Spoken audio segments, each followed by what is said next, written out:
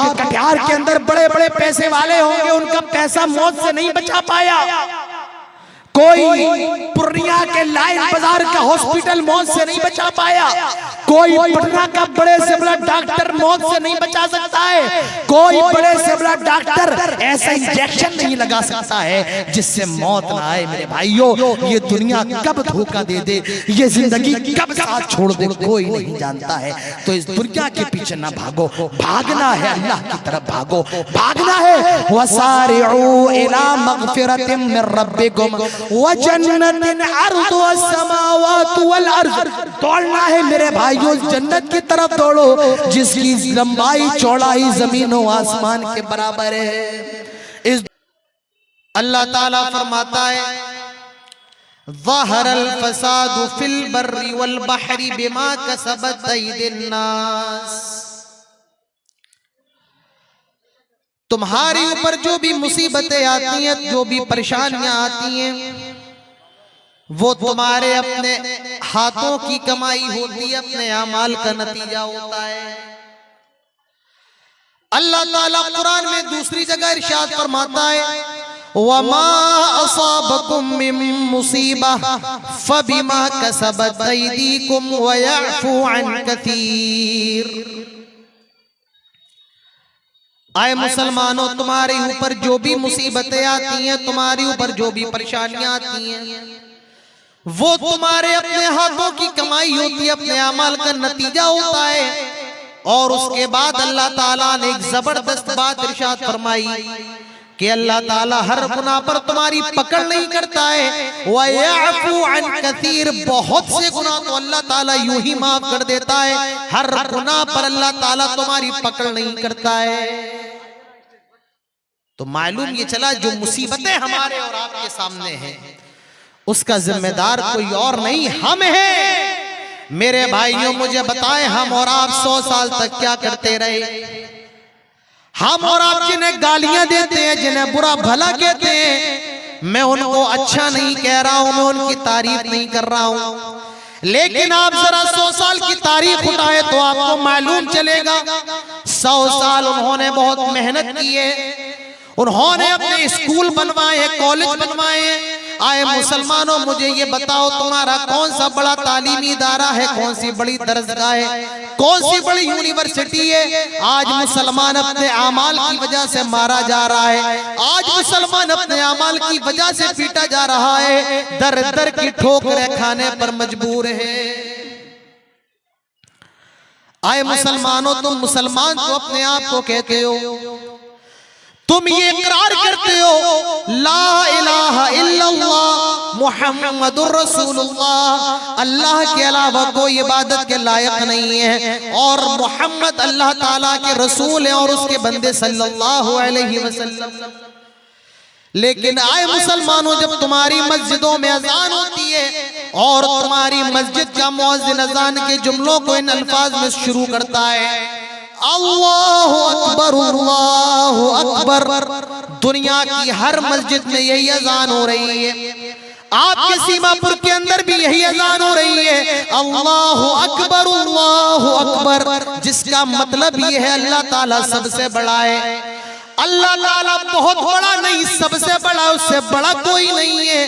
आए मुसलमानों, जब तुम इस बात का इकरार करते हो कि अल्लाह ताला सबसे बड़ा है और तुम इस बात पर ईमान भी रखते हो कि अल्लाह से बड़ा कोई नहीं है, आए मुसलमानों, तो तुम अल्लाह ताला के सामने झुकते क्यों नहीं हो?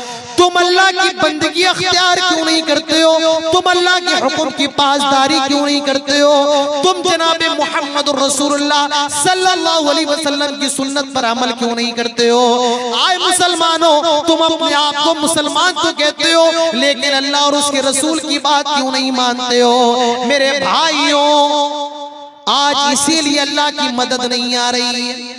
आज हमारी मस्जिदों में आ जाओ, मस्जिदे वीरान है, नमाज पढ़ने वाले नमाजी नहीं है। मैं कहीं और की बात नहीं कर रहा हूं, आपके सीमांचल की बात कर रहा हूं, मैं आपके सीमांचल की बात कर रहा हूं। ये कटिहार, पूर्णिया, अररिया, सुपौल, किशनगंज के इलाकों को ले लो, मैं आपको हकीकत बताऊं। पूरी दुनिया के अंदर पूरे हिंदुस्तान का सफर करता हूं, पूरे हिंदुस्तान के जलसों में जाता हूं, लेकिन जितने ज्यादा जलसे और जितने ज्यादा प्रोग्राम, जितने ज्यादा कॉन्फ्रेंस इस सीमांचल के अंदर होते हैं मेरे भाइयों, दुनिया के किसी और खत्ते में इतने जलसे नहीं होते हैं, किसी हिंदुस्तान के किसी भी सूबे के अंदर इतने ज्यादा जलसे नहीं होते हैं जितने जलसे आपके सीमांचल के अंदर होते हैं। ये सबसे बड़ी हकीकत है। इतने ज्यादा जलसे कहीं नहीं होते जितने आपके इलाके के अंदर होते हैं। लेकिन ये बात भी मैं आपको बताऊं, ये सच्चाई भी बताऊं, जितनी ज्यादा जहालत आपके सीमांचल के अंदर है, पूरे हिंदुस्तान के अंदर भी उतनी जहालत नहीं है। जी हाँ, क्यों? जलसे कर लेना, जलसों में चंदा दे देना कोई बहुत बड़ा काम नहीं है। 20-25 किलोमीटर से आ जाना, अपने बाइक का पेट्रोल फूंक कर जलसों में शरीक हो जाना और रात भर जलसे सुनना बहुत कमाल नहीं है। मेरे भाइयों, जलसे तो कामयाब तब होंगे जब आप सुनने के बाद उन जलसों पर अमल कर लें। जलसे की कामयाबी अमल पर है, भीड़ पर नहीं है। भीड़ों को जुटा लेना, भीड़ आ जाना, कैमरे लगा लेना, लाइट लगा लेना, स्टेज लगा लेना, ये कामयाबी नहीं है। आपने एक शख्स भी एक बात पर भी अमल कर ले, रब्बे काबा की कसम खा करके कहता हूँ मेरे भाइयों, जलसा कामयाब है, पूरा का पूरा प्रोग्राम कामयाब है। और एक आदमी भी अमल ना करे, आप खुद अपने दिलों से सवाल का जवाब पूछ लो, क्या हमारा जलसा कामयाब हो गया? सीमांचल की मस्जिदों में आ जाओ, आपको नमाजी नहीं मिलेंगे। बंबई चले जाओ, फहाशी का गढ़ है, फिल्म सिटी है बंबई के अंदर, लेकिन आपको मस्जिदों में नमाजी मिल जाएंगे। दिल्ली चले जाओ, नमाजी मस्जिदों में मौजूद होंगे। आपके इलाके के अंदर पूरा का पूरा गांव है, हदीसों का है, मुसलमानों का है, लेकिन आपको नमाजी नहीं मिलेंगे।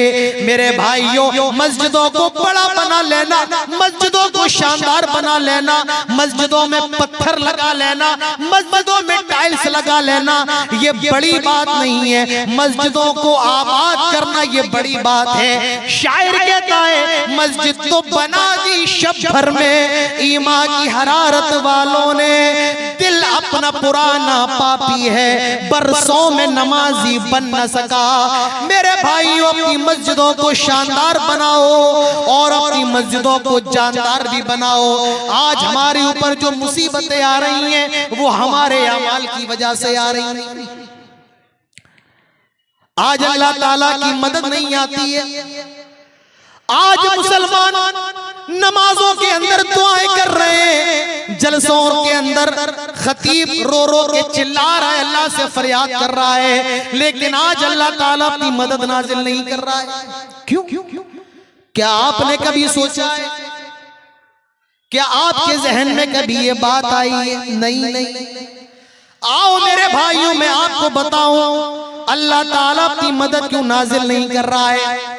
कुरान उठाओ, अल्लाह ताला फरमाता है, फफिर्रू इलल्लाह, आए लोगो अल्लाह ताला की तरफ दौड़ो। क्या कहा? आए लोगो अल्लाह की तरफ दौड़ो। ये नहीं कहा कि अल्लाह की तरफ चलो, नहीं, अल्लाह ताला की तरफ दौड़ो। आज मुसलमान कारोबार की तरफ दौड़ रहा है, आज मुसलमान दुनिया की तरफ दौड़ रहा है, आज का नौजवान यूट्यूब की तरफ दौड़ रहा है, आज ये फेसबुक की तरफ दौड़ रहा है, आज ये इंस्टाग्राम की तरफ दौड़ रहा है, आज का मुसलमान शाहरुख खान की तरफ दौड़ रहा है, सलमान खान की तरफ दौड़ रहा है। मेरा कुरान कहता है, रब कहता है, फफिर्रू इलल्लाह, आए मुसलमानों, दौड़ना है तो अल्लाह ताला की तरफ दौड़ो। मुसलमान अल्लाह ताला की तरफ दौड़ा करते थे, अल्लाह ताला की मदद मुसलमानों पर नाजिल हुआ करती थी। इमाम कायनात जनाब मुहम्मदुर रसूलुल्लाह सल्लल्लाहु अलैहि वसल्लम को देखिए, बद्र का मैदान है, सामने 1000 का लश्कर है और यहाँ 313 मुसलमान है। 1000 और कहां 313। मेरे भाइयों जरा खुद अंदाजा लगाओ मुकाबला कैसा होगा। यहां तो आधे का भी मुकाबला नहीं, यहां 313 मुसलमान है, सामने 1000 का लश्कर है। मुसलमानों के पास तलवार है तो नेजा नहीं है, नेजा है तो कमान नहीं है, कमान है तो सवारी नहीं है, ऊंट है तो घोड़े नहीं है। सामने 1000 का लश्कर है, सारे के सारे नौजवान हट्टे कट्टे हैं। अल्लाह के नबी ने जब उनको देखा था तो फरमाया था कि मक्के ने अपने कलेजे के टुकड़ों को निकाल दिया। यहाँ बूढ़े भी हैं, बीमार भी हैं, सामने कुफारे मक्का सारे के सारे नौजवान, किसी के हाथ में नेजा है तो कमान, उनके पास नेजा भी है, कमान भी है, ढाल भी है, खंजर भी है, सब कुछ है। और यहाँ मुसलमान, इनके पास कुछ भी नहीं। मुसलमान लड़ने के लिए थोड़ी आए थे।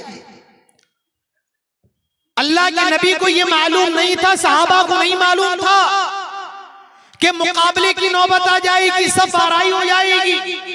मसला तो माले गनीमत का था, काफिले का मसला था। लेकिन मुसलमानों को मैदान में कूदना पड़ा, मुकाबले के लिए आगे आना पड़ा। 313 मुसलमान, सामने 1000 का लश्कर है। आए मुसलमानों, जब भी कभी मुकाबले की नौबत आ जाए, अल्लाह ताला को याद रखो, अल्लाह ताला की जात पर भरोसा करो। तलवारों के सामने खड़े हो, तोपों के सामने तुम्हारा सीना हो, बंदूकों के सामने खड़े हो, अल्लाह ताला की जात पर भरोसा करो। अल्लाह के नबी ने 1000 के लश्कर को देखा और 313 पर निगाह डाली। आप सजदे के अंदर गिर गए, सजदा रेज हो गए और अल्लाह ताला से दुआएं करने लगे और कहने लगे, अल्लाहुम्मा इन तहलिक हादिहिल इसाबतुल यौम ला तुअबद बादा। आय अल्लाह, अगर ये 313 मर गए, आय अल्लाह अगर ये 313 हलाक हो गए, बर्बाद हो गए, आज के बाद तेरा नाम लेने वाला कोई पैदा नहीं होगा, आज का बाद तेरी इबादत करने वाला कोई ना होगा। अल्लाह के नबी दुआ कर रहे हैं, दुआ के अंदर गिड़गिड़ा रहे हैं, रो रहे हैं। हजरत अबू बकर सिद्दीक रजी अल्लाह अन्हु अल्लाह के नबी के सर कंधे पर हाथ रख करके कहते हैं, आय अल्लाह के नबी अब अपने सर को उठाइए, बस करें, अब अपने सर को उठाएं। अल्लाह के नबी अपने सर को उठाते हैं और कहते हैं, आए अबू बकर खुश हो जाओ, अल्लाह ताला ने हमारी मदद के लिए, अल्लाह ने हमारी नुसरत के लिए जंग के अंदर 1000 फरिश्तों को भेज दिया है। अल्लाह ताला खुद फरमाता है, अन्नी मुमिद्दुकुम बिअल्फिम मिनल मलाइकति मुर्दिफीन। हमने 1000 फरिश्तों के जरिए मुसलमानों की मदद फरमाई। 1000 आए मुसलमानों, वो भी मुसलमान थे, वो भी अल्लाह को मानने वाले थे। अल्लाह ताला आसमान से उनके लिए मदद नाजिल किया करता था, क्योंकि वो अल्लाह की तरफ दौड़ा करते थे, वो अल्लाह के सामने झुका करते थे, वो अल्लाह ताला से मांगा करते थे, वो अल्लाह ताला की इबादत किया करते थे, वो अल्लाह ताला की बंदगी किया करते थे। आए मुसलमानों, तुम्हारा हाल क्या हो गया है? आज तुम शराब खानों की तरफ दौड़ रहे हो। आए मुसलमान, आज तू जुए की तरफ दौड़ रहा है। मेरी माओ, तुमने कौन सा दूध अपने बच्चों को पिलाया, तुमने कौन सा खून अपने बच्चों को पिलाया? आए नौजवानों, तेरी माँ ने तुझे पैदा ही इसीलिए किया। ये मुसलमान शराब खानों को बंद करे, ये मुसलमान जुए खानों को बंद करे। आज मुसलमान शराब खानों को आबाद कर रहा है, आज मुसलमान जुए के अड्डों को आबाद कर रहा है। आए मुसलमानों, तुम्हारी गैरत को क्या हो गया? आए मुसलमानों, तुम्हारी शर्म हया कहां चली गई? आए मुसलमानों, क्या तुम्हारे सीनों में धड़कता हुआ दिल धड़कना बंद हो गया? मेरे भाइयों, फफिर्रू इलल्लाह, अल्लाह ताला की तरफ दौड़ो। आज हमें मारा जा रहा है, आज हमें पीटा जा रहा है, इसका जिम्मेदार मेरे भाइयों सबसे पहले हम और आप हैं। मुझे एक वाक्य याद आ रहा है, एक वाक्य सुन लो। हज्जाज इब्न यूसुफ का नाम आपने सुना होगा, नहीं सुना होगा तो मैं बता देता हूं। हज्जाज इब्न यूसुफ अपने वक्त का बहुत बड़ा जालिम बादशाह था। हज्जाज इब्न यूसुफ, अगर आपको नहीं पता है तो जाइए और हज्जाज इब्न यूसुफ के बारे में पढ़िए। हज्जाज इब्न यूसुफ अपने वक्त का बहुत बड़ा जालिम बादशाह है और उसी वक्त एक बहुत बड़े आलिम दीन भी है, नाम उनका हसन बसरी रहमतुल्लाह अलैह। लोग जालिम बादशाह हज्जाज इब्न यूसुफ की शिकायत लेकर हसन बसरी के पास गए और कहने लगे, आए हसन बसरी, आप हज्जाज इब्न यूसुफ को समझाते क्यों नहीं है? वो हमें कितना ज्यादा मारता है, कितना ज्यादा जुल्म करता है, कितना ज्यादा पीटता है, आप हज्जाज इब्न यूसुफ को समझाते क्यों नहीं हो? मेरे भाइयों, अपने दिलों पर हाथ रख करके सुनना। हसन बसरी ने जवाब दिया, आए हज्जाज इब्न यूसुफ की शिकायत देकर के आने वालों, आए हज्जाज इब्न यूसुफ को बुरा भला कहने वालों, आए हज्जाज इब्न यूसुफ के जुल्म की दास्तां बताने वालों, तुम हज्जाज इब्न यूसुफ की शिकायत देकर के आए हो। तुम कहते हो कि हज्जाज जालिम है, जाबिर है। मैं बताता हूँ हज्जाज जालिम नहीं है, हज्जाज जाबिर नहीं है। इन्नल हज्जाज अज़ाबुल्लाह, हज्जाज इब्न यूसुफ अल्लाह ताला का अज़ाब है।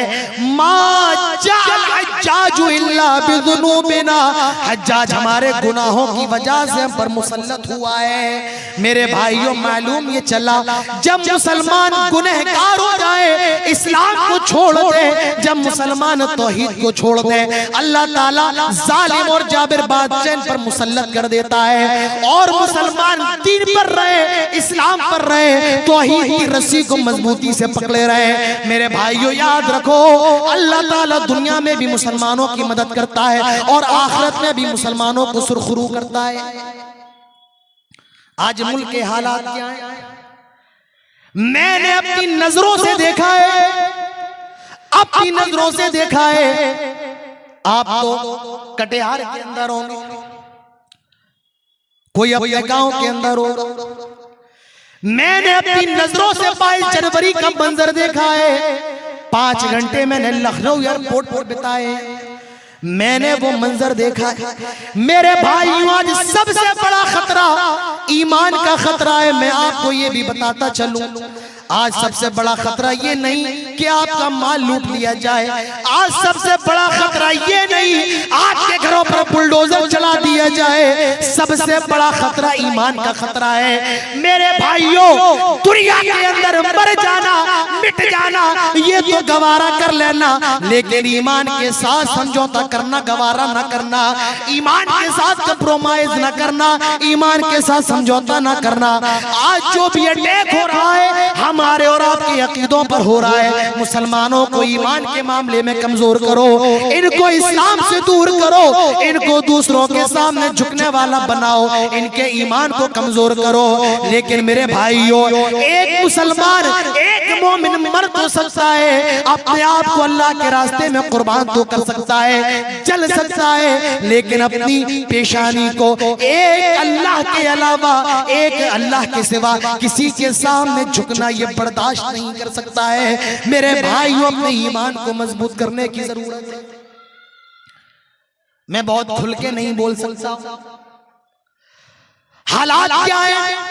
मोबाइल के जरिए आपको मालूम होगा, सबसे बड़ा दौर, सबसे खतरनाक मामला इस वक्त उलमा के साथ है। और वो उलमा जो स्टेजों पर जाते हैं, जो तकरीरें करते हैं, कौम सोई हुई कौम को जगाते हैं, आज उनके ऊपर खतरा मंडरा रहा है। आप क्या जाने, ये मदरसे आज लोगों की नजरों में खटक रहे हैं। क्यों? क्योंकि दुनिया जानती है मेंबरों पर खुतबा देने वाला, कौम को जगाने वाला खतीब मदरसों से निकलता है। दुनिया जानती है, जालिम जानते हैं लोगों के अंदर दीन फैलाने वाला, अकीदे की दावत देने वाला मदरसे से निकलता है। दुनिया जानती है दीन के मसले बताने वाला और फतवा देने वाला मुफ्ती मदरसों से निकलता है, कारी कुरान मदरसों से निकलता है, हाफिज कुरान मदरसों से निकलता है, एक मुजव्विद मदरसों से निकलता है, दीन की दावत देने वाला मदरसों से निकलता है। इसीलिए मदरसों को बंद किया जाए, मदरसों को खत्म किया जाए। मेरे भाइयों याद रखिए, कायनात इधर से उधर हो सकती है, हुकूमतें पलट सकती हैं, लेकिन मदरसे बंद नहीं हो सकते हैं। कुरान को किताबों से खत्म किया जा सकता है, बिल्डिंगों से खत्म किया जा सकता है, कमरों से खत्म किया जा सकता है, लेकिन हाफिज कुरान के सीने से खत्म नहीं किया जा सकता है। आज सबसे बड़ा मामला उलमा के साथ है, मुकर्रिरीन के साथ है। आप क्या समझते हैं? ये स्टेज कोई मामूली स्टेज है? आपने क्या समझ रखा है ये मंच कोई मामूली मंच है? नहीं नहीं, ये लकड़ी का नहीं है, ये लकड़ी का आपके लिए होगा, हमारे लिए ये कांटों का मंच है। कांटों पर बैठना पड़ता है, शोलों पर, अंगारों पर बैठना पड़ता है, बंदूकों के दहाने पर बोलना पड़ता है। आपको क्या मालूम कब क्या हो जाए, कोई नहीं जानता है। मेरे भाइयों, अपने उलमा की कदर करो, अपने मुकर्रिरीन की कदर करो। मैं अभी जलसे में आ रहा था, अभी रूम से जलसे की तरफ आ रहा था, अल्लाह की कसम खा करके कह रहा हूं, जितनी भीड़ इस पंडाल में नहीं उससे भी ज्यादा जलसे के अंदर है माशाअल्लाह, बाजार के अंदर है। जितनी तादाद पंडाल के नीचे नहीं है उससे भी ज्यादा तादाद बाजार के अंदर है। आए मुसलमानों, ये भी अल्लाह की बहुत बड़ी नेमत है, तुम्हें कुछ कहने का और सुनने का मौका मिल रहा है, लेकिन हम इतने बेगैरत हो गए। आज चाय के होटलों पर बैठे हुए हैं, यहाँ काल अल्लाह काल रसूल की बातें हो रही हैं, हम और आप वहाँ चाय के और पान के होटलों पर लगे हुए हैं। और आपके जलसे का क्या कहना, और इस जलसे के मेले का क्या कहना? मैंने जलसे तो बहुत किए हैं, जलसों के मेले भी बहुत देखे हैं, लेकिन आपके जैसा मेला अल्लाह की कसम खा करके कह रहा हूँ, ना बिहार के अंदर देखा, ना बंगाल के अंदर देखा, और ना झारखंड के अंदर देखा है। ये मेला आप जाके देख लीजिए। मैंने इतने मेले देखे, लेकिन इतने मेले में कभी वो बड़ा वाला झूला नहीं देखा जिसे बच्चे कूदते हैं। क्या कहते हैं उसको भाई? मेरे ख्याल से उसका नाम मिक्की माउस झूला है, जंपिंग झूला, मिक्की माउस झूला, कूदने वाला झूला। बहुत सी भाई चाय के होटल, खाने के होटल, हलवा पराठे, ये तो ठीक था। अब माशाअल्लाह मिक्की माउस भी लगने लगा है, कल क्रिकेट भी होगा, परसों फुटबॉल भी होगी। ये जलसा नहीं मेरे भाइयों, मजाक बन के रह गया है। आपको लग जाए मेरी बात कड़वी, मुझे आपकी परवाह नहीं है। कहता हूं वही बात, समझता हूं जिसे हक, मैं ज़हरे हलाहल को कभी कह न सका। तो मेरे भाइयों, मुसलमान क्यों मारे जा रहे हैं? सबसे पहली वजह मैं आपको बताता हूं। मेरा वक्त बहुत कम रह गया, महज 20-25 मिनट का वक्त रह गया है। मुसलमान क्यों मारे जा रहे हैं? पहली वजह यह है, आज मुसलमान अमल के मामले में बहुत पीछे। अमल नहीं है, बातें करवा लो। सऊदी अरब का बादशाह ऐसा है, सऊदी अरब ये कर रहा है, तुर्की ये कर रहा है, यहाँ ये हो रहा है। हमारे घरों में क्या हो रहा है, हमारी मस्जिदों में क्या हो रहा है, हमारे गांव में क्या हो रहा है, हमें और आपको इसकी फिक्र नहीं है। कुरान मजीद की सबसे छोटी सूरतों में से एक सूरत, और उस सूरत का नाम सूरतुल असर है। मैं आपके सामने पढ़ देता हूं। वल असर इन्नल इंसान लफी खुस्र इल्ला लल्लज़ीना आमनू व अमिलुस सालिहाति व तवासौ बिल हक़ व तवासौ बिस सब्र। ये कुरान की सबसे छोटी सूरतों में से एक सूरत है। अल्लाह ताला इस सूरत के बारे में इरशाद फरमाता है, अल्लाह ताला सूरत के अंदर इरशाद फरमाता है वल असर, कसम है जमाने की, कसम है वक्त की, कसम है असर की।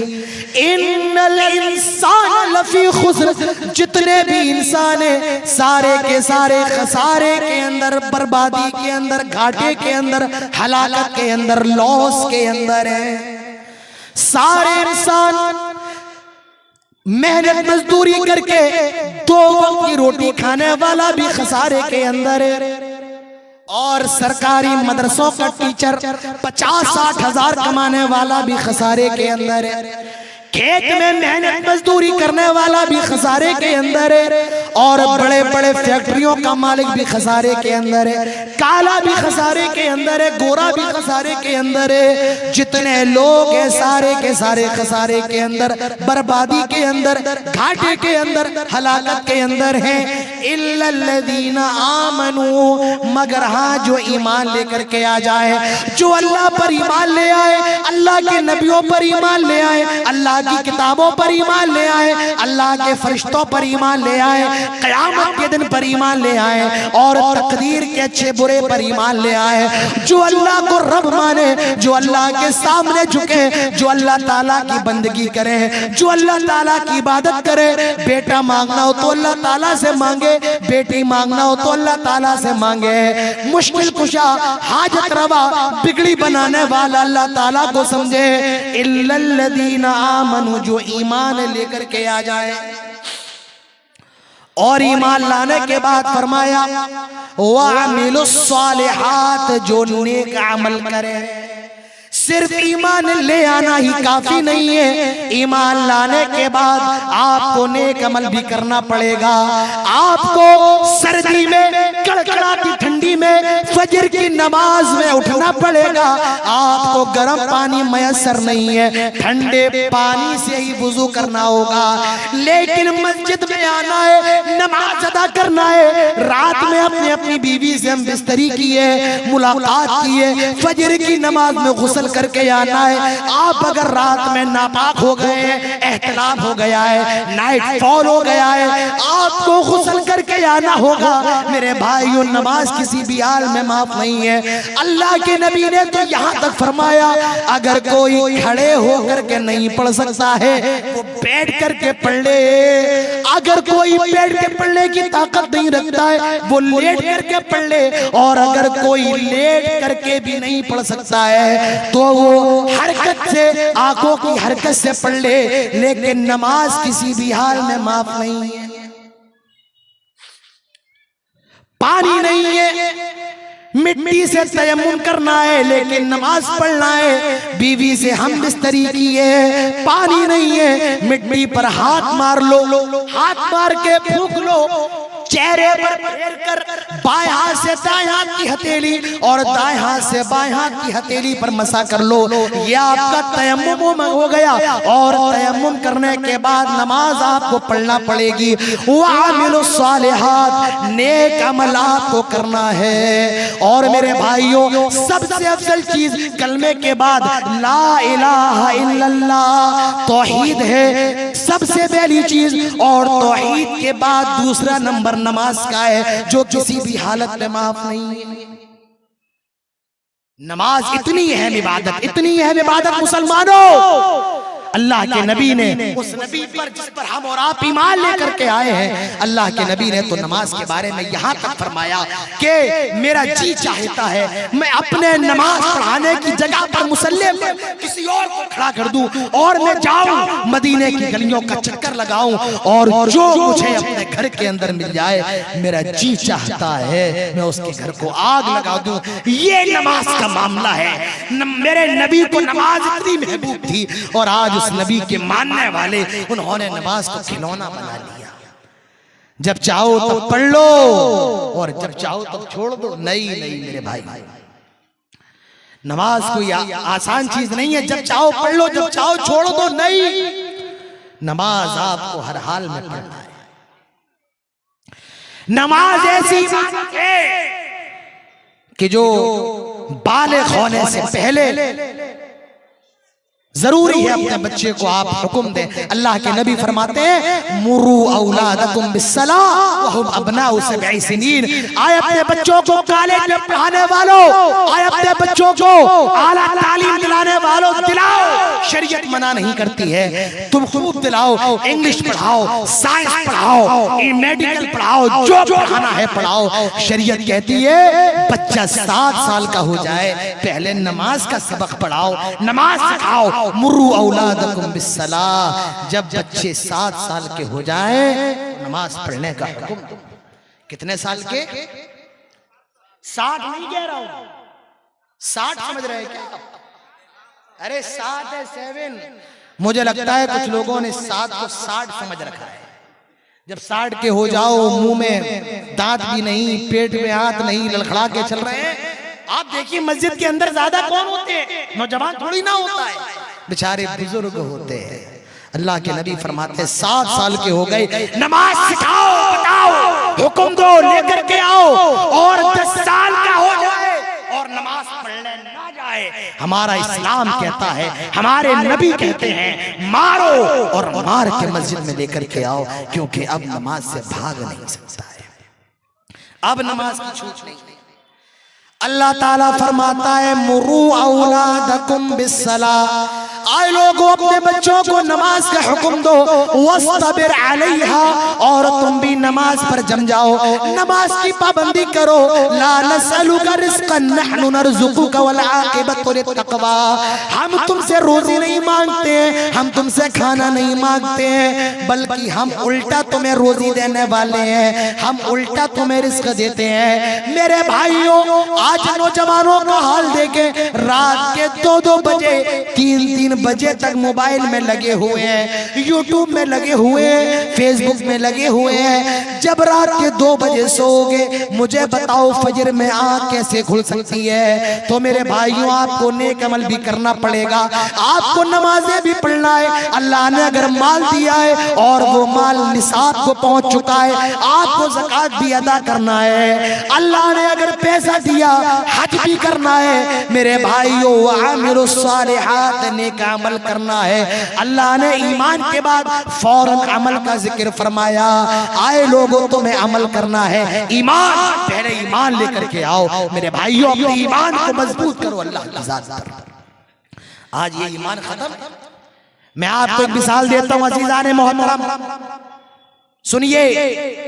मुझे मालूम है यहाँ अक्सर लोग बंगाली हैं, बंगाली बोलते हैं, और मुझे ये भी मालूम है कि मछली बड़े शौक से खाते हैं। आप मुझे ये बताएं कि मछली कहां रहती है? मछली कहां रहती है? आप कहेंगे मछली पानी के अंदर रहती है, बिल्कुल दुरुस्त। जब मछली को पानी से निकाल दिया जाता है तो मछली मर जाती है, तड़प तड़प के, बिलक बिलक के, सिसक सिसक के। क्यों? क्योंकि अल्लाह ताला ने मछली की जिंदगी पानी बनाई है। हम लोगों ने ये कहावत कही है ना, मछली जल की रानी है, जीवन उसका पानी है। मछली का जीवन पानी है। जब तक मछली पानी में है, जिंदा है, और मछली को पानी से निकाल दो, मर जाएगी। मछली को मारने के लिए गोली मारने की जरूरत नहीं, डंडा मारने की जरूरत नहीं, हथौड़ा मारने की जरूरत नहीं, पानी से निकाल दो, ऑटोमेटिक मर जाएगी। क्यों? क्योंकि मछली की जिंदगी पानी है। इसी तरीके से अल्लाह ने एक मुसलमान की जिंदगी ईमान में बनाई है। जब तक मुसलमान ईमान में रहता है, जिंदा रहता है, जावेद रहता है, कामयाब रहता है, कामरान रहता है, सितारे आज़म रहता है। लेकिन जब वो ईमान से निकल जाता है, मेरे भाइयों, उसका हाल उसी मछली की तरह होता है जो पानी से निकाल दी जाए और तड़प तड़प के, बिलक बिलक के, सिसक सिसक के मर जाती है। तो मेरे भाइयों, ईमान लेकर के आओ। और दूसरी चीज फरमाई वअमिलुस सालिहात, और ईमान लाने के बाद नेक अमल भी करना है। आज नेक अमल हमारे और आप किया नहीं। मेरे भाइयों, मेरा वक्त खत्म हो रहा है, महज 15 मिनट का वक्त और है। आज मुसलमान क्यों मारे जा रहे हैं? दूसरी वजह सुन लो सीमांचल के लोगों, आज मुसलमान दुनिया की मोहब्बत का दीवाना है। दुनिया, भाई बहन की विरासत खा रहा है, बड़ा भाई छोटे भाई का हक खा रहा है, पड़ोसी पड़ोसी की जमीन हड़प कर रहा है। इस दुनिया के लिए ये दुनिया क्या है? अल्लाह ताला फरमाता है वमल हयात दुनिया इल्ला मताउल गुरूर, ये दुनिया धोखे की जगह है, फ्रॉड की जगह है। और अल्लाह के नबी फरमाते हैं लोगों जब तुम इस दुनिया के पीछे भागोगे, आए मुसलमानों जब तुम इस दुनिया के दीवाने हो जाओगे, तुम्हें दुनिया के जर्रे जर्रे पर मारा जाएगा। अल्लाह के प्यारे नबी जनाब मोहम्मद रसूलुल्लाह सल्लल्लाहु अलैहि वसल्लम इरशाद फरमाते हैं यूशिकुल उममु अन तदा अलैकुम कमा तदा लकलतु इला क़सअतिहा फ़क़ाल क़ाइल व मिन क़िल्लतिन नहनु यौमइदिन क़ाल बल अंतुम यौमइदिन कसीर वलाकिन्नकुम गुसाउन का गुसाइस सैल वल यनज़िअ अन्नल्लाह मिन सुदूरि अदुव्विकुमुल मुहाबत मिनकुम वला यक़दिफन्नल्लाहु फ़ी क़ुलूबिकुमुल वहन वमल वहनु या रसूलल्लाह क़ाल अल वहनु हुब्बुद दुनिया व कराहियतुल मौत। अल्लाह के नबी इरशाद फरमाते हैं आए मुसलमानों अन करीब ऐसा जमाना आने वाला है, एक ऐसा वक्त आने वाला है पूरी दुनिया की कौमें तुम पर टूट पड़ेगी, पिल पड़ेगी, गिर पड़ेगी।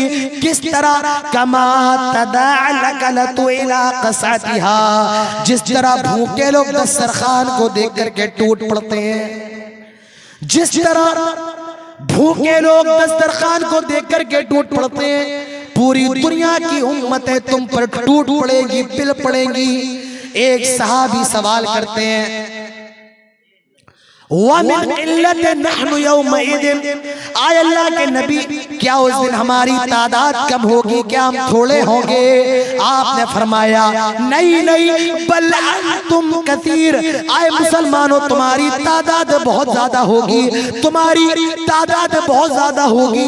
आज मेरे भाइयों दुनिया के अंदर ईसाइयों के बाद दूसरा नंबर मुसलमानों का है, सबसे ज्यादा तादाद ईसाइयों की है और ईसाइयों के बाद सबसे ज्यादा मुसलमान हैं। आज 55 से ज्यादा मुमालिक मुसलमानों के पास हैं। अल्लाह के नबी फरमाते हैं तुम्हारी तादाद तो बहुत ज्यादा होगी, वलाकिन्नकुम गुसाउन का गुसाइस सैल, लेकिन तुम्हारी औकात और तुम्हारी हैसियत ऐसी होगी जिस तरह समंदर के पानी का झाग होता है, तुम उसी झाग की तरह होगे। आज मेरे भाइयों सबसे ज्यादा पैसा मुसलमानों के पास है, सबसे ज्यादा मुमालिक मुसलमानों के पास है, पैसे की कमी नहीं है, वसाइल की कमी नहीं है, लेकिन आज सबसे ज्यादा जलील की जाने वाली कौम भी मुसलमान है, सबसे ज्यादा मारे जाने वाले भी मुसलमान हैं। अल्लाह के नबी फरमाते हैं समंदर के झाग की तरह होगे। क्यों? हुब्बुद दुनिया व कराहियतुल मौत, तुम्हारे अंदर दुनिया की मोहब्बत आ जाएगी और मौत से तुम भागने लगोगे, मौत से तुम्हें नफरत हो जाएगी। ओह मुसलमानों हमारे नबी का हाल देखो, हमारे नबी का हाल क्या था।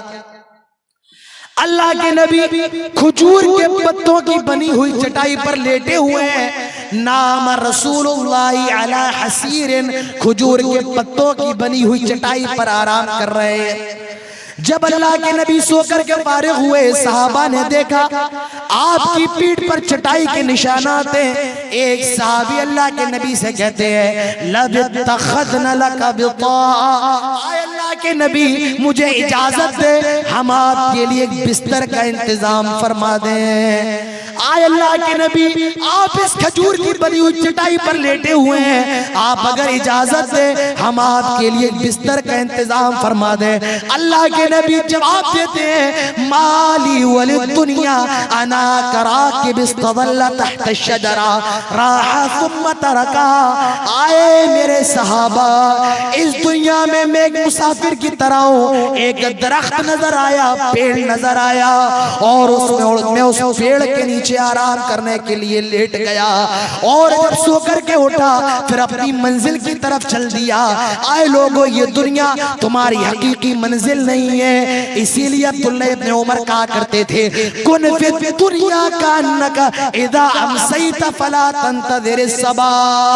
आए लोगों जब शाम हो जाए तो सुबह का इंतजार न करो और जब सुबह हो जाए तो शाम का इंतजार न करो। मेरे भाइयों ये दुनिया क्या है, आओ एक हदीस देख लो। अल्लाह के नबी सहाबा के साथ गुजर रहे हैं, सहाबा के साथ जा रहे हैं। एक बकरी का मरा हुआ बच्चा लाके नबी को नजर आया, अपने सहाबा को रोक लिया। आप उस बकरी के मरे हुए बच्चे का कान पकड़ते हैं और सहाबा से कहते हैं, कौन है जो ये बकरी का मरा हुआ बच्चा मुझसे 1 दिरहम में खरीदेगा? 1 दिरहम। आप गोश्त के बड़े शौकीन होंगे, खस्सी का गोश्त सबको पसंद है, किसको पसंद नहीं? और उसकी कीमत क्या है? मेरे ख्याल से 600 या 700 रुपए किलो होगी। लेकिन अगर कोई आपसे ये कहे कि मैं बकरी का गोश्त आपको फ्री देता हूँ और मैं ये भी बता देता हूँ ये मेरी जो खस्सी और मेरी बकरी थी ये मर गई थी, मैंने मरने के बाद उसको ज़िबा किया और उसका गोश्त आपको दे रहा हूँ। मुसलमानों, अपने दिल पर हाथ रख के बताओ, क्या तुम वो बकरी का गोश्त खाओगे, उस खस्सी का गोश्त खाओगे? आप कहेंगे नहीं, मरे हुए जानवर का गोश्त नहीं खा सकते।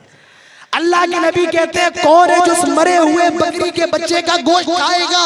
1 दिरहम में लेगा।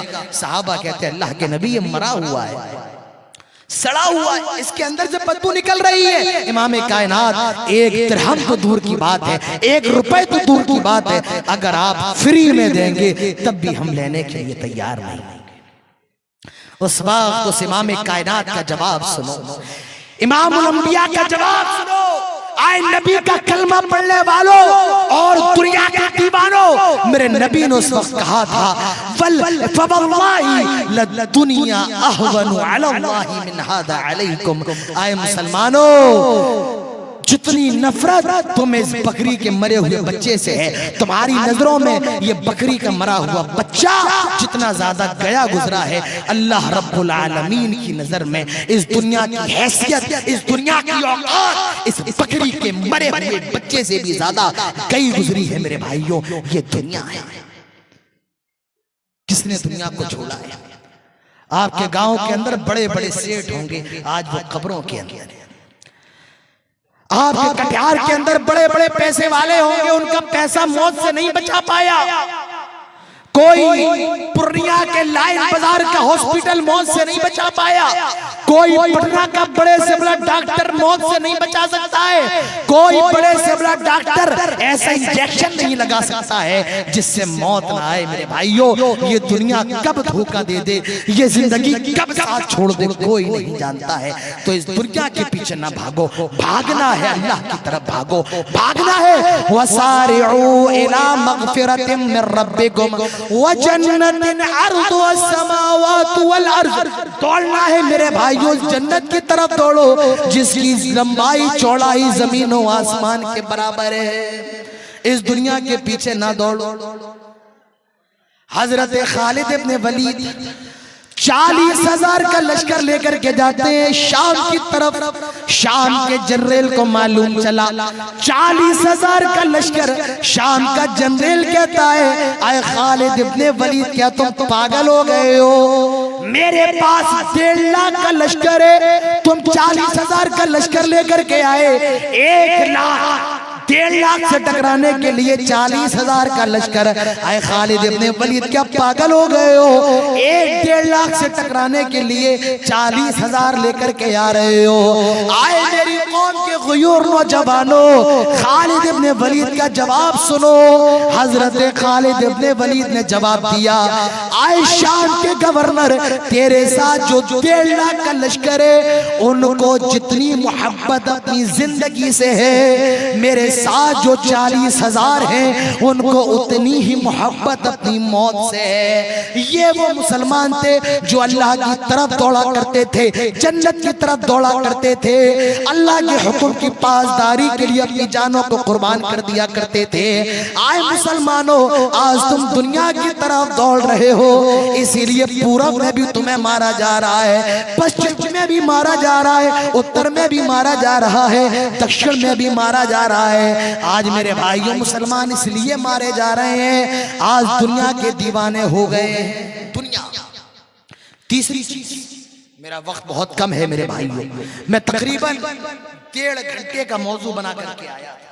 मैंने ये सोचा था कि 1.5 घंटे तो हमको बोलना ही बोलना है, लेकिन यहाँ आए तो मालूम चला कि सिर्फ एक घंटे का वक्त मुकर्ररों को दिया गया। बहरहाल कम वक्त में भी अपनी बात कह देना ये भी बहुत बड़ा कमाल है। अल्लाह ताला मुझे कहने की और आप सबको सुनने की तौफीक नसीब फरमाए।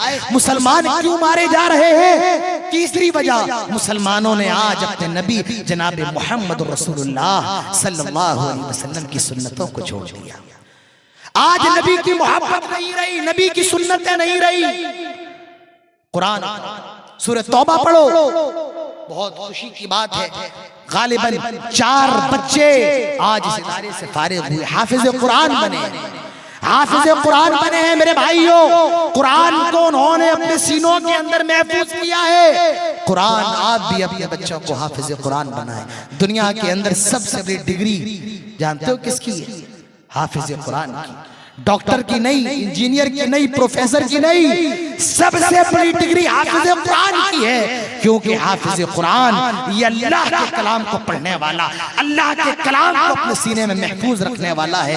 दुनिया के अंदर इससे अजीम कोई नहीं है जितना अजीम हाफिज कुरान है। कुरान उठाओ, अल्लाह ताला फरमाता है कुल इन काना आबाउकुम व अबनाउकुम व इख्वानुकुम व अज़वाजुकुम व अशीरतुकुम व अमवालुन इख्तरफ्तमुहा व तिजारतुन तखशौना कसादहा व मसाकिन तरदौनहा अहब्ब इलैकुम मिनल्लाहि व रसूलिहि व जिहादिन फी सबीलिहि फतरब्बसू हत्ता यातियल्लाहु बिअम्रिहि वल्लाहु ला यहदिल कौमल फासिकीन। अल्लाह ताला कहता है आए नबी आप ऐलान कर दे, इनका आबाउकुम अगर तुम्हें अपने बाप से मोहब्बत है, व अबनाउकुम तुम्हें अपने बेटों से मोहब्बत है, व इख्वानुकुम तुम्हें अपने भाइयों से मोहब्बत है, व अज़वाजुकुम तुम्हें अपनी बीवियों से मोहब्बत है, व अशीरतुकुम तुम्हें अपने रिश्तेदारों से मोहब्बत है, वो अमवालुन इख्तरफ्तमुहा तुम्हें अपने माल से भी मोहब्बत है जिसको तुमने बड़ी मेहनत से कमाया है, खून पसीना देकर के कमाया है। वह तिजारतुन तखशौना कसादहा और तुम्हें अपने घरों से बड़ी मोहब्बत है, तुम्हें अपनी तिजारतों से मोहब्बत है जिसके बारे में तुम्हें डर लगा रहता है कहीं मेरा कारोबार फ्लॉप ना हो जाए, कहीं मेरा धंधा मंदा ना हो जाए। वह मसाकिन तरदौनहा तुम्हें अपने घरों से भी बड़ी मोहब्बत है, कहीं मेरे घर चल गिरा ना दिए जाएं। अल्लाह ताला फरमाता है इन 8 चीजों से मोहब्बत करना कोई बुरी बात नहीं है, लेकिन खबरदार खबरदार अगर इन 8 चीजों में से किसी एक चीज की मोहब्बत भी अल्लाह की मोहब्बत पर गालिब आ जाए, रसूल की मोहब्बत पर गालिब आ जाए और अल्लाह के रास्ते में कुर्बानी देने की मोहब्बत पर गालिब आ जाए, फतरब्बसू तो तुम इंतजार करो हत्ता याति अल्लाहु बिअम्री अल्लाह ताला के अजाब का, अल्लाह ताला के हुक्म का। वल्लाहु ला यहदिल कौमल फासिकीन अल्लाह ताला फासिकों को हिदायत नहीं देता है। आए मुसलमानों, जब तुम्हारे दिल से अल्लाह की मोहब्बत खत्म हो जाए, रसूलुल्लाह की मोहब्बत खत्म हो जाए तो अल्लाह के अजाब का इंतजार करो। अरे रसूल से मोहब्बत करने वाले, रसूल से प्यार करने वाले तो सहाबा इकराम थे। सहाबा की मोहब्बत को देखो और अपनी मोहब्बत को देखो। सहाबा की मोहब्बत कैसी थी, हमारी और आपकी मोहब्बत कैसी है? सहाबा की मोहब्बत देखो। सहाबा अल्लाह के नबी से कितना प्यार किया करते थे। जंगे तबूक का मौका है, अल्लाह के नबी सहाबा से कहते अल्लाह के रास्ते में सदका दो ताकि लश्कर की तरतीब बन सके। हजरत उमर फारूक भी अपने घर से सामान लेकर के आ गए, हजरत अबू बकर भी अपने घर से सामान लेकर के आ गए, दोनों का सामान रखा हुआ है। हजरत उमर फारूक से अल्लाह के नबी ने सवाल किया, आए उमर ये बताओ घर में क्या छोड़ करके आए हो? हजरत उमर कहते हैं आए अल्लाह के नबी आधा सामान घर में छोड़ के आया हो, आधा आपकी खिदमत में पेश कर दिया। अल्लाह के नबी हजरत अबू बकर से कहते हैं आए अबू बकर तुम क्या लेकर के आए हो, क्या छोड़ करके आए हो? हजरत अबू बकर कहते हैं अल्लाह और उसके रसूल की मोहब्बत को छोड़ करके आया हो, घर का सारा सामान ला करके आपकी खिदमत में पेश कर दिया। आए मुसलमानों, ये नबी से मोहब्बत है। नबी से मोहब्बत का मतलब ये जो नबी दे करके गए हो, जो नबी बता करके गए हो, उस पर अमल किया जाए। ये नबी से मोहब्बत है। नबी की सुन्नतों से मोहब्बत करना नबी से मोहब्बत है। नबी की सुन्नतों पर अमल करना ये मेरे भाइयों मोहब्बत रसूल है। आज ये मोहब्बतें और ये सुन्नतें हमारे यहाँ नहीं है। हम अहले हदीस तौहीद की बात तो करते हैं, सुन्नत की बात तो करते हैं, लेकिन सुन्नत पर अमल नहीं करते हैं। अल्लाह के रसूल की सुन्नतों में से एक सुन्नत ये है मेरे भाइयों, अल्लाह के नबी हर नमाज से पहले मिसवाक किया करते थे। और आपने तो मिसवाक के बारे में यहाँ तक फरमाया, लौला अन अशुक्का अला उम्मती लअमरतुहुम बिस्सिवाक इंदा कुल्ली सलाह। अगर हर नमाज से पहले मेरी उम्मत पर मिसवाक करना मुश्किल ना होता, दुश्वार ना होता, मैं हर नमाज से पहले मिसवाक को फर्ज करार दे देता। मिसवाक अल्लाह के नबी की ऐसी सुन्नत है, आपकी जिंदगी का आखिरी वक्त है, आपने उस मौके पर भी मिसवाक की है। आए अहले हदीसों, आज तुमने उस सुन्नत को छोड़ दिया है। आज अहले हदीसों ने मिसवाक की सुन्नत को छोड़ दिया है। मैं आपको हैरत की बात बताऊं, इस मिसवाक के बारे में 100 हदीसें आती हैं, 100 हदीसें। ये इतनी अजीम सुन्नत है मेरे भाई, इस सुन्नत पर अमल करो। और अगर आपके इलाके में ये सुन्नत मर गई है, इस सुन्नत को जिंदा करो। नबी की सुन्नतों में से एक सुन्नत ये, हम और आप जूते पहनते हैं, जब चाह जो पैर चाह जिस जूते में डाल दिया, चप्पल में डाल दिया। ओह लोगों, जरा मेरे नबी की सुन्नत सुनो। अल्लाह के नबी इरशाद फरमाते हैं, इज़न तअला अहदुकुम फलयब्दा बिल यमीन व इज़ा नज़अ फलयब्दा बिशिमाल। जब कोई जूता पहने, चप्पल पहने, तो दाएं पैर को पहले डाले, और जब कोई उतारे तो बाएं पैर को पहले उतारे। जूता पहनने का तरीका ये भी इमाम कायनात जनाब मोहम्मद रसूलुल्लाह सल्लल्लाहु अलैहि वसल्लम ने बताया। अजीजान गिरामी सुन ले, जूता पहनने की सुन्नत ये है, आदमी जब जूता पहने तो दाएं पैर पहले पहने और फिर बायां पैर, और जब उतारे तो बाएं पैर का पहले उतारे, लेफ्ट साइड का, और उसके बाद राइट साइड का। ये भी जनाब मोहम्मद रसूलुल्लाह सल्लल्लाहु अलैहि वसल्लम की सुन्नत है। मुझे बताओ, हम में और आप में कितने लोग हैं जो इस सुन्नत पर अमल करते हैं? मेरे नबी की सुन्नत तो ये है कि अल्लाह के नबी जोहर की नमाज से पहले 4 रकअत, जोहर की नमाज के बाद 2 रकअत, मगरिब की नमाज के बाद 2 रकअत, इशा की नमाज के बाद 2 रकअत, और फजर की रकात, फजर की नमाज से पहले 2 रकअत सुन्नत पढ़ते थे। और इस सुन्नत को सुन्नत मुअक्किदा कहा जाता है।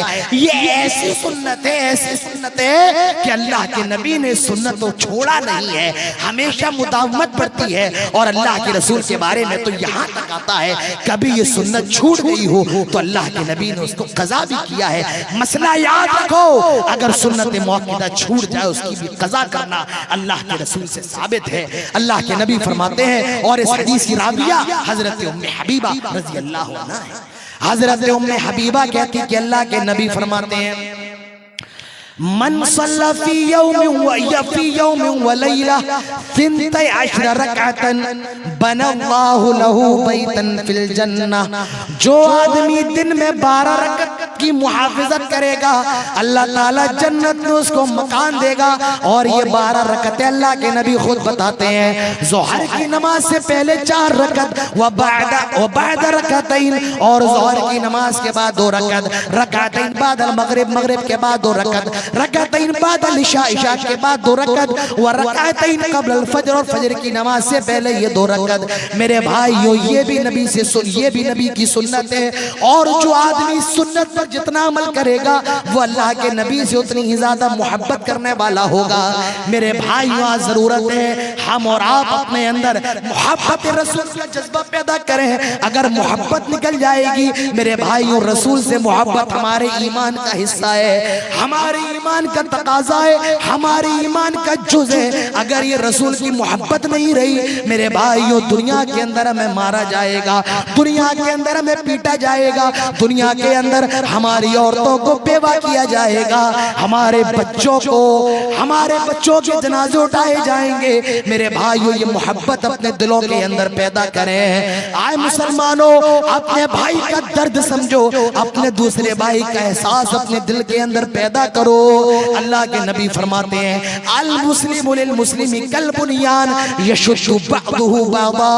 मुसलमान आपस में एक बिल्डिंग की तरह है, बाज को तकवीयत पहुंचाता है। आज मुसलमानों पर जुल्म सितम के पहाड़ तोड़े जा रहे हैं, आज फिलिस्तीन के मुसलमानों को मारा जा रहा है, आज उन्हें सताया जा रहा है, उनके बच्चों को कत्ल किया जा रहा है, आज फिलिस्तीन के हॉस्पिटल पर बम बरसाए जा रहे हैं। आए मुसलमानों, हम हिंदुस्तान के अंदर है, अल्लाह का बहुत बड़ा शुक्र है, एहसान है। ये मुल्क हमारा पुरअमन मुल्क है, ये मुल्क हम भाईचारे का मुल्क है और इस मुल्क के अंदर हम बहुत ज्यादा अमन व अमान से हैं। लेकिन फिलिस्तीन के मुसलमानों के बारे में सोचो और अपने दिल पर हाथ रख करके ये महसूस करो, अगर फिलिस्तीन के अंदर मारा जाने वाला बच्चा आपका बच्चा होता, आपके दिल पर क्या गुजरती? अगर वहां मारे जाने वाला बूढ़ा आपका बाप होता तो आपके दिल पर क्या गुजरती? मेरे भाइयों, हमें और आपको चाहिए अपने फिलिस्तीन भाइयों, फिलिस्तीनी भाइयों के लिए और मुसलमानों के लिए दुआ करें और उनके ईमान के लिए दुआ करें। अल्लाह ताला उनको ईमान पर कायम रखे, अल्लाह ताला उनकी हिफाजत फरमाए, अल्लाह ताला उनकी ईमान की हिफाजत फरमाए, अल्लाह ताला हमारी माओ बहनों की इज्जत व आबरू की हिफाजत फरमाए, अल्लाह ताला हमारे नन्हे मुन्ने मासूम बच्चों की हिफाजत फरमाए, अल्लाह ताला हम सबकी हिफाजत फरमाए, अल्लाह ताला हमारे ईमान को भी मजबूत बना दे। हवाओं से टकरा जाए, तूफान से टकरा जाए, लेकिन ईमान मजबूत रहे, ईमान के अंदर जर्रा बराबर भी दरार न पड़े। मेरे भाइयों, अपने बच्चों की तरबियत करो, उनको दीन से जोड़ो, इस्लाम से जोड़ो, अपने बच्चों को कुरान से जोड़ो, अपने बच्चों को हाफिज़ कुरान